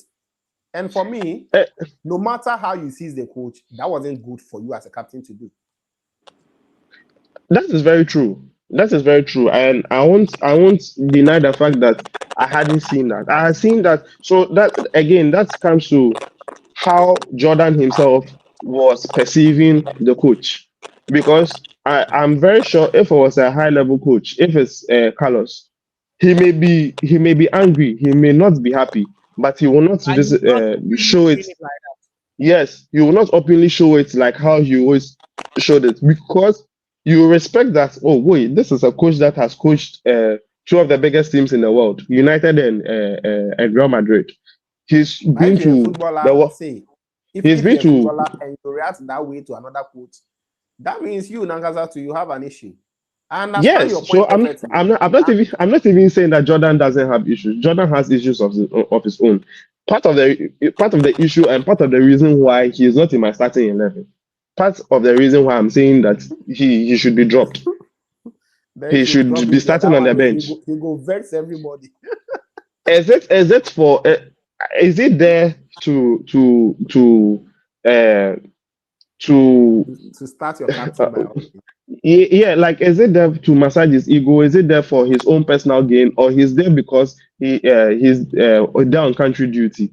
and then has to do good things for the country. It's a national mission. Everybody is there because so the of question you are my asking, money is there. He needed to show that same attitude when that captaincy was given to Kudus. He needed to show the same thing because my issue wasn't. Yes, but my issue is not even about captaincy. I think what brought about this whole thing is that I'm benching Jordan. Jordan should not be starting, and I liken it to Stephen Appiah also not starting games. Yeah. And Stephen Appiah not starting games didn't make a fuss about it, right? Because he had a nation at heart. He had a nation at heart. The nation was before his personal game.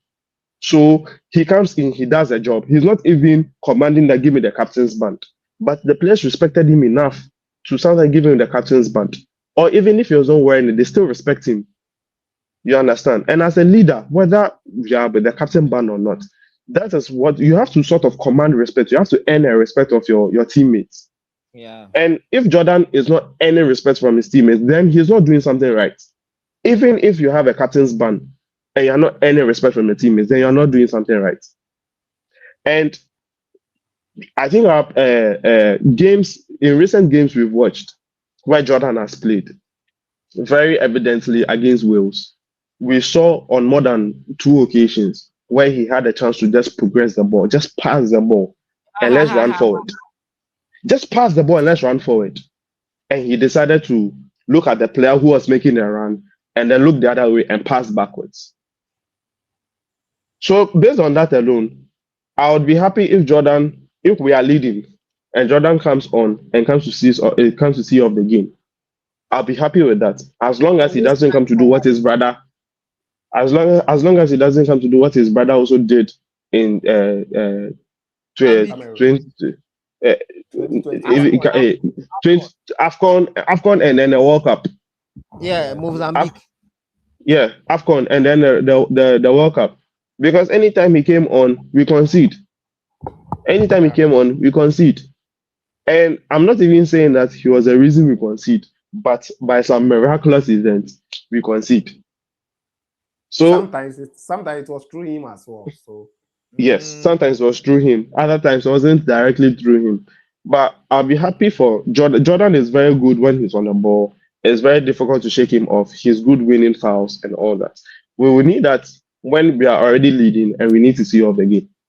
That he can play like that, and then yes, we are just winding the people up. We're more like we are rage baiting them. But I don't want to see Capito start. No.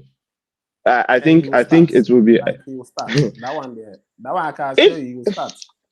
See, I think he will start, but I do not want to see him start, unless maybe it's in his mind that that was a friendly game, so friendly game there. It is not about running quick and all those things, so he will take his time. So maybe in the actual games, then maybe he will run forward, he will pass forward. See. Jordan, the times that he's most useful to us in terms of scoring goals is set pieces. If it is not set piece, this guy is a liability to us in terms of wanting to score goals. If we want to win a game, Jordan is a liability to us unless it is set pieces. Unless it is a corner, he's taking a corner or he's taking a free kick. Because yes, he's a fantastic penalty taker. Right, fantastic penalty taker. But aside that, and that is not going to be the game throughout. The game is going to be people making runs, people picking the right pass, and he sees the ball a lot of the time. So if he's not picking the right pass, if he's not going to pick the right pass, then he's going to kill us a lot of the games. So I believe he should not be starting. And you know one thing to have observed, it seems the players, they can't even complain to him that why didn't you give me the pass? Yeah. Like sometimes you just see the players, they are just there like, at least complain to the captain that I was going, give me that true ball, let me go. Like, yes, because I'm sure if you complain, something else will happen. So they don't want to risk it.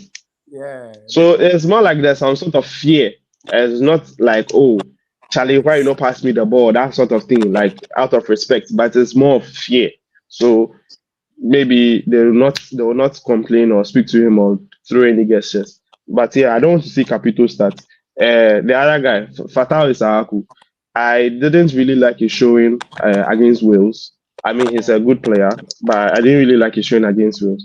I think if we start the game good, or when we start the game good, and we are able to like probably get goals, and later on we need to sort of like dazzle and trickery and win fouls and whatnot to frustrate the opponent, then maybe he can come in. I also believe that he can change the game. But in terms of the agency that our game needs, he has not shown that he can provide that sort of agency. And Norman has actually shown that he can provide. Even somebody that is coming off an ACL injury is showing a bit of agency in his drive forward, very direct. So I would prefer Ernest Norman starting over Fatal Isaaku. So Kamaldeen also, yes, when we want to frustrate the opponents or cause a threat, that is when we are defending and we need an outlet. It's unfortunate. The unfortunate bit with his game is that we all know that his end product is not good. But we would hope, and I said the last time that yeah, when we are going in that route, he will just pick a pass. He should forget about let me score, but pick a pass, because when he picks a pass, maybe it gives us a better opportunity to score a goal. Because yeah, his greatest asset is his speed, and he does that very well. But and also that poses a lot of threats to the opponents. But if the end result of that is always going to the billboard, the advertising board, and or yeah, we are just hitting the ball out of play, then Charlie, what's the point? So I believe for him, he should go forward, look around, pick a pass. Unless maybe it's an emptiness and he can just tap in. But he should pick a pass. That's what I want from Kamaldeen. So Kamaldeen, I would also want to see him off the bench, but not really starting our games. So your starting lineup, can you run this through us quickly? Okay, so my starting lineup, yes, it's a 4-3-3. It's Atizigi, Senaya, Jerome Opoku, Jonas Ajete, Gideon Mensah, there's Partey, Elisha Owusu, and Caleb Rienchi. Then it's Iñaki Williams, Semenyo, because yeah, Semenyo, we shouldn't drop him at all. And then there's Ernest Norma. If it was a 4-2-3-1, I'm dropping Elisha Owusu and I'm bringing on what's his name?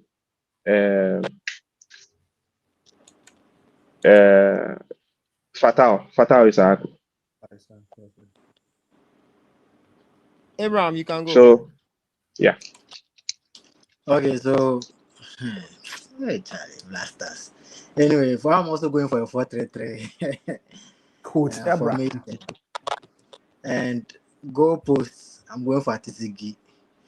I would have loved to go for Benjamin Asare, but Charlie, World Cup, he needs somebody who has tasted it before, somebody who has the exposure and all that. He might be starstruck, so maybe South Asare, African. they listen. Is that Asare they listen? It be me. Why is that so? I be you. I be Asare, yeah. Oh, okay. All right. So Atizigi, yes, in goal post, not because of his performance in our last game, but I believe he has, what it takes to man the goal post for us.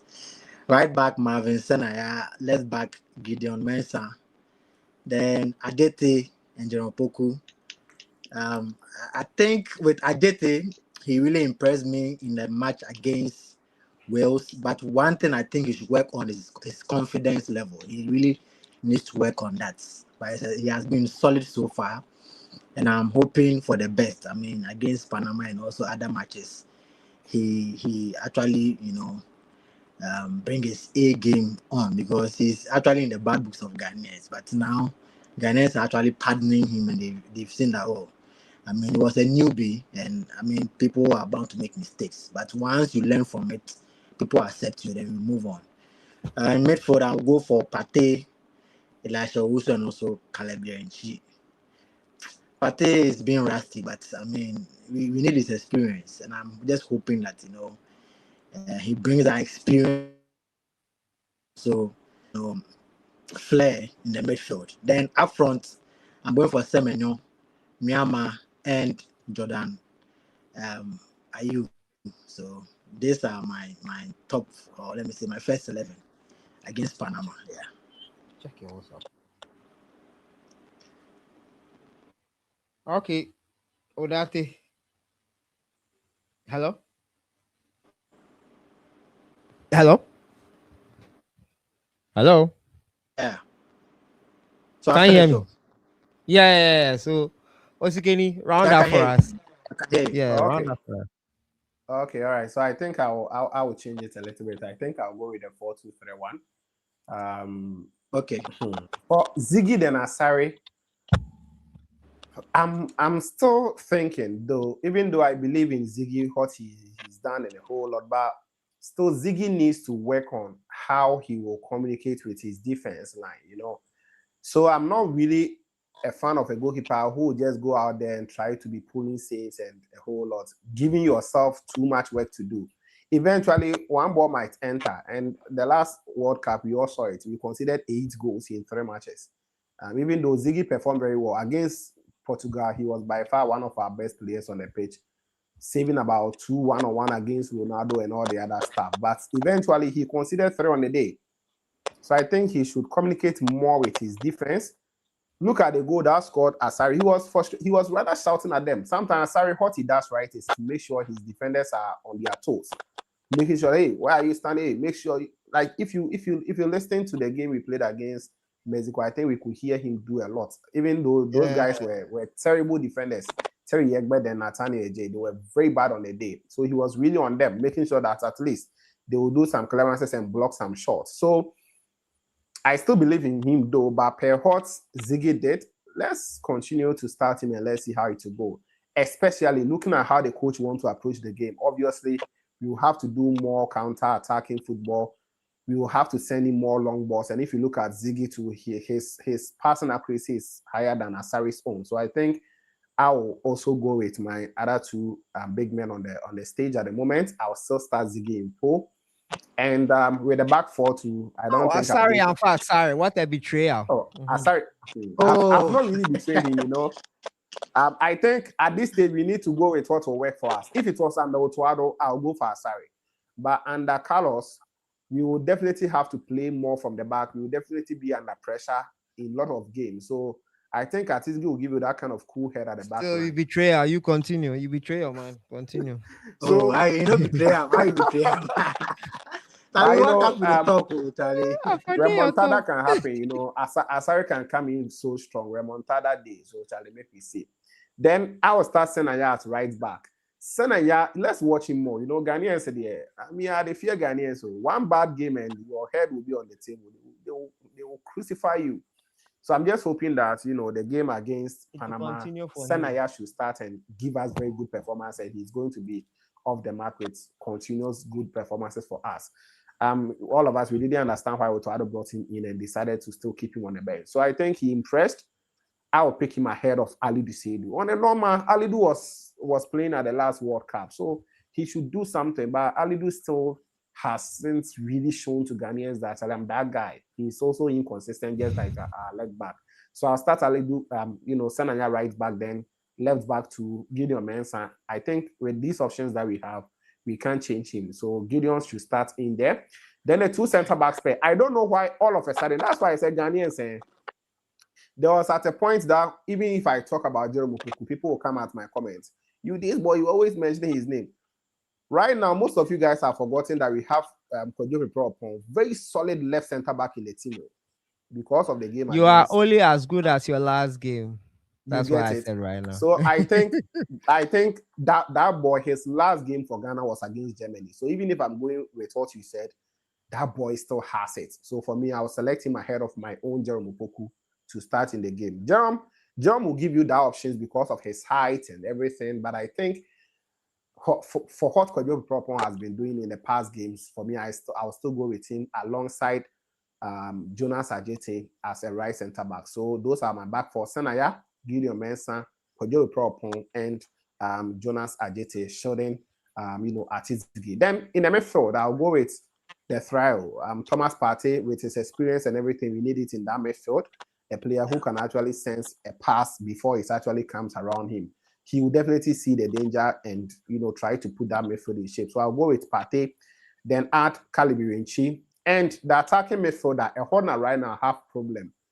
We are yet to actually watch the only natural attacking midfielder. Natural number 10, we are yet to watch him. That is my biggest problem at the moment, because that ball was brought in just to replace Kudus. And unfortunately, because of his playoffs that they played in France, he couldn't play against Mexico. He came in late and also couldn't, play against Wales. So I don't know, maybe he will feature against Jamaica and Honduras, I beg your pardon, and maybe the coaches will feel like, let's start him. But in the absence of that boy, I would rather start Christopher Bonsuba in that number 10 position or attacking midfield role. So it's going to be Partey, Khalil Ibrahimovic, and Christopher Bonsuba. Now, my top three. Right winger, I'll go for the obvious. I think Ernest Nuamapẹ, what he did, we can only expect same or more from him. And if he drops it a little bit, Ghanaians will, we said it. We told you guys that he's played 32 minutes the whole season. So I'm just praying for that boy. Yes, I'm just praying that that boy will continue from where he left everything in the game against Wales, and we can get the best of him at that right wing position. Left wing, I will start Semenyo in that position. Semenyo thrives in there, but for Pep Guardiola, he can do anything. He just brought him in and decided to play him there at first. So people are even saying we should play him at that position. But I think right wing should go for Nuama, left wing for Semenyo, and the man to lead the lines. Capito will start, so I'll start him. Capito will start. I'll start him in there. So starting there, no truth about that. Yeah, so that's going to be my team. A quick one: Atizigi in goal, Semenyo right back, left back, Gideon Mensah, 2 centre backs pair of Kodjo Ipro-Opon and Jonas Adjetey. Partey, Irinchi, then Christopher Bonsuba in the midfield, and right winger of Ernest Nuamapẹ, left winger of Semenyo, then Capito Jordan also leading the line for us. I think with this 11, we are beating Panama by 3-0 or 3-1, something like that. Hey, I'm hopeful. Someone in the comments is asking you why you have abandoned my Benjamin Asari. Oh, for obvious reasons, because of how passing. Because of how Coach Carlos Queiroz wants to go. Asari is good with those long passes, but if he needs to give those short passes, I think sometimes he's been a little bit, caught in that particular trap. Because see, this World Cup, they are going to press. So if you are playing against England, they will be pressing you. So for me, I think Ziggy does it better, and I'll start him in there. Maybe Asari can come in for me. Any of them that will start, and I love that competition. We need to get 2 top goalkeepers that we can rely on any of them at the moment. So I think that's why they're asking who is. How about Lucasen? Lucasen is too aggressive for me. He's too. I didn't even know Lucasen was related to Brian Brobbey. Oh, he is. He's the elder brother, senior man. Yeah. So Ghana, so both Lucasen and this guy, Iñaki Williams, they are going to have brothers playing the World Cup. That's amazing. Fantastic. And I also got to know about Lucasen being related to Brian Brobbey today. I think today or yesterday, but yeah. I didn't know about that.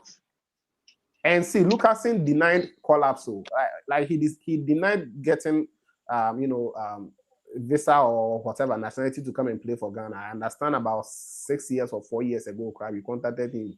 He said he wasn't ready and a whole lot. For Brian Brobbey too, the same thing for him. He decided not to come and eventually he got called up. But Lucasen, unfortunately, he never got called up and he decided to focus on club football. I don't know how Otoado did it the last time around there. He brought him in. He's been decent for Netherlands. Sorry? Lucasen has never played for the Netherlands, the Dutch national team. The senior side, he has. No, I'm talking on the junior side. Okay, he has never played for them as well, right? Well, I'm asking if he has never. Oh, okay. What I did, so I'll be checking. But even if he has, I think there's a number of games you should play for the senior side to be eligible, or before you can do the switch. Maybe you should not have played more than 120 minutes or 360 minutes, something. So No, I yeah, think it's about I the think, age. Even and for the also junior the side, age.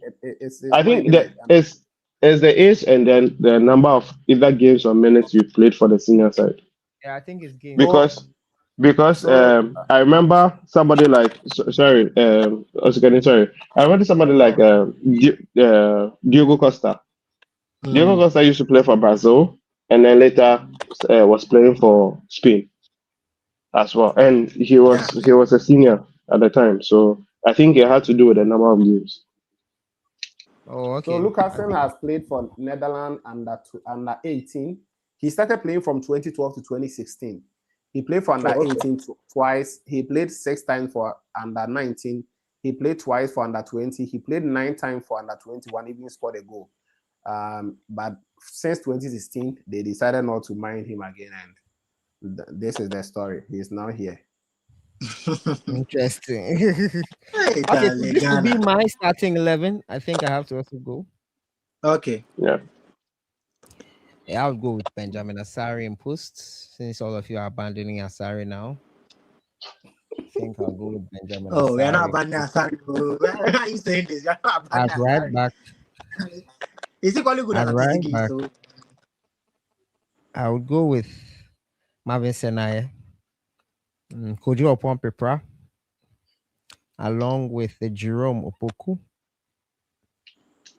Still not sold on Jonas. Solid performance versus Wales, but I'll go with Pepra. But the coach would see this Kojo Opon, Jerome and Jonas, and then feel like he's got something working. So if it's not broken, don't fix it, kind of thing. So I'll not fault him for doing that, but I would rather go for that combination. Kojo Opon, Yeah. he's really good. He's very good. That guy is good. But as I said, you're only as good as your last game. So yeah. And in midfield is where the problem starts. I think Caleb Bianchi has to start. Thomas Wait, Partey has. hold on. You skipped your left back one. My left back will be Gideon Mensah. I don't trust Babaraman that much. So Gideon Mensah will be my left back. Then Kwesi Sibo. Sorry, Caleb Bianchi, Thomas Partey, and Kwesi Sibo. These are the guys in midfield for me. Ernest Nuama has to start. Antoine Semenyo. There's no way we are benching Jordan Ayew. I wish it happens, but it's not happening. So Jordan will be the arrowhead. I think he needs to be spoken to with the delay on the ball and all that. yeah, very, very important, Charlie. It's so important because Me, I wish I could bench himself. Me, all the play anything give me, but Charlie, he's a captain. You cannot bench him. I mean, it's not The wish possible. is there. We the wish and by no go up in that with the Yeah. so yeah, that's my. Why could this go? Now, basically, today, me already seeing game for the Black Stars. Oh, boss. Last time he played something, but yeah, he get my only problem with someone like It's Sibo is that enough. Okay. he's not the one who can find, because we are playing on counter. We need someone in midfield where you got ball now, turnover no. Papa, we who ball no. He will see where he will play the correct pass. It's Partey that was so good. Partey was. I hope he's so good at that thing, but he's not been match fit for a very long time. And he was found out versus in the Wales game as well. So he has to train a lot. That's why I wanted us to play a lot of friendlies, but I think we'll settle for the Honduras one. I think the friendlies they will stand for a Otoado. Yeah. We never learned anything. He never. One thing I think we forgot to praise Carlos for was that he did not waste time with his substitutions. It's a friendly game. So immediately you see it's not working, then you move. You move. Yeah. You move. You do this. You move. He doesn't have time. You don't have to waste time because time no day. That's the truth. Yeah. Time no day. Time no day. So immediately that's what helped him actually. He saw, this was not working. This guy is not doing what I wanted to do. Okay, let's go. Okay, this guy, I've seen enough of him. I know what he can do. Okay, next. Like he gave everybody an opportunity to play. You understand? So now we had a feel of everyone, and we've seen what they are capable of. So now everyone knows their level. You see, so that's one thing that Otuado will call a player. He called up the Moment several times, was not playing him, and he's become surprised when Moment gets the chance and he's not able to play. So and Otuado makes substitution on the 90th minutes against Nicaragua. Yes, 70 something or 80 something. No, 90th against Nicaragua. I see that one. I never go forget. A free banner then a Konisdorfer. What do you want them to come and do now? Hey, Otuado, you know. Otuado, yes, he's gone, but you look at what is happening, and you see that we wasted a lot of time on some things. You call players, you don't allow them to play. Otuado, we can't waste on our time and resources. So that it's like being on a wrong bus. The bus going in the wrong direction for too long. You go make your journey backwards longer and harder. Are you qualifying us for the World Cup, though? So this one or matter. This one or a big GFA problem. The players now when they play when they qualified. He qualified us for World Cup, but after we didn't qualify. But after we no qualify. After we no qualify, but World Cup he qualify with Charlie. So someone just said that it be the players now we play to qualify for the World Cup. Why is it that the players now didn't play to qualify for AFCON? Because maybe they were not interested. The World Cup where the money they'll get $100,000. What you go take AFCON do? But you shouldn't forget that Otuado has given us more talent in the past 4 years, or is it than how a lot of the coaches like they came in and wasted a lot of talent. Otuado has, are you sure? Are you sure? Very good. Oh, boss. Kwesi Appiah has not given us more. Oh, I know Kwesi Appiah. I was even going to say that. Kwesi Appiah, the all-time Black Stars coaches. I think he's one coach that gave us more talent. Maybe aside Milo. He gave us Kudus Mohamed. Yes, exactly. Because almost every call-up, he had a new player in there to try something. So yeah, I think. Oh yeah, that one. Because Kwesi Appiah is a proper coach. Yeah, Kwesi Appiah is a proper coach. Otuado wasn't a proper coach. But you know something? Otuado will actually give a player that you less expect that he's going to give that player a call-up. Let's say a player like Caleb Grinchi, the time he was playing, even though we used to talk about him, but no one expected Marvin Sanaya, no one expected that he was bringing those players in. I think for those ones there, Charlie, we forgive the man in flowers. Yeah. Oh, I mean, Otuado, he has also done well for the team. But there's actually why we needed him to do more. That when they play. So my problem with Otuado is even that it's I think it has to do with him, but he is not the main problem. The main problem is GFA. GFA knowing exactly who and his pedigree is, but for going or other people of a higher pedigree, higher experience, and all that, and giving a coaching job that is like a national team, senior team coaching job to somebody who didn't have a coaching experience. So that whole blame is on GFA. Yes, someone has a beef between the comments. Such a big job, and then it's given to somebody without any coaching experience. So he's used all this time to learn on the job. So yes, he's made his mistakes. He was learning slowly. Maybe that's his mode of learning. Maybe that some people learn fast, some people learn slowly.